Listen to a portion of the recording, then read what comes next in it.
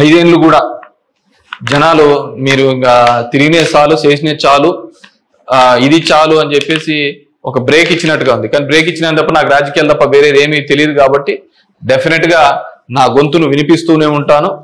అన్ని విధాలుగా కూడా ఎక్కడెక్కడ ఏ తప్పులు జరుగుతున్నా కానీ అది నియోజకవర్గ వ్యాప్తంగా కావచ్చు, రాష్ట్ర వ్యాప్తంగా కావచ్చు, దేశవ్యాప్తంగా కావచ్చు, ఖచ్చితంగా ఇంకా ఇట్లా కాకుండా నేనేం వేరే వాళ్ళను బూతులు తిట్టేది ఇంకోటి అవసరం లే.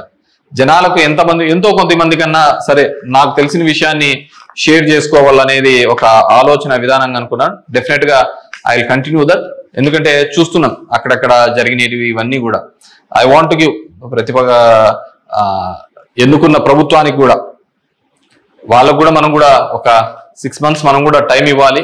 వాళ్ళు ఏం చేస్తారు, వాళ్ళు ఇచ్చిన మాటను ఏం చేస్తారు, ఏ విధంగా కట్టుబడి ఉంటారు అనేది చూడాలి. ఎన్నెన్నో వాగ్దానాలు ఇచ్చినారు, ఎన్నెన్నో వాగ్దానాలు ధర్మవరానికి ఇచ్చినారు, రాష్ట్రానికి ఇచ్చినారు, చాలా వాగ్దానాలు ఇచ్చినారు కాదు అవి ఎంత వరకు నెరవేరుస్తారు, లేదు కేవలం కక్ష సాధింపు చర్యలతోనే మిగిలిపోతారా, ఇవన్నిటినీ కూడా కాలమే సమాధానం చెప్తుంది.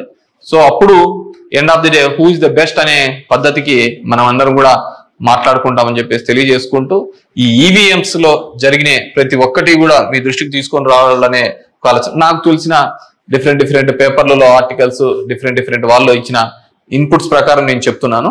సో ప్రతి ఒక్కరికి ఓటు హక్కు కల్పిస్తానన్న ఈసీ మరి ఇన్ని ఓట్లు టోటల్ ఓట్లు వేసిన దానిలో చూస్తే దేశవ్యాప్తంగా 362 నియోజకవర్గాల్లో 5,54,598 ఓట్లు మిస్ అయినాయి, కనపడటం లేదు.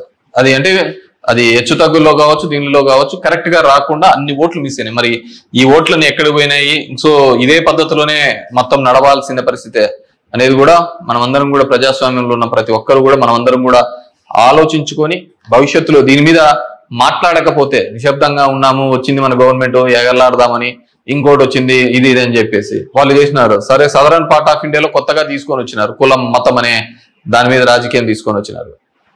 కానీ ఇవన్నిటినీ కూడా ఆలోచించాలి. డెమోక్రసీని మళ్ళీ మనం అందరం కూడా నిలబెట్టాలి అంటే కూడా ఇవన్నిటినీ కూడా ప్రజలు ఆలోచించుకొని వారి గలం ఇప్పి వారందరూ కూడా వీటి మీద మాట్లాడాల్సిందిగా కోరుతున్నాను. Thank you.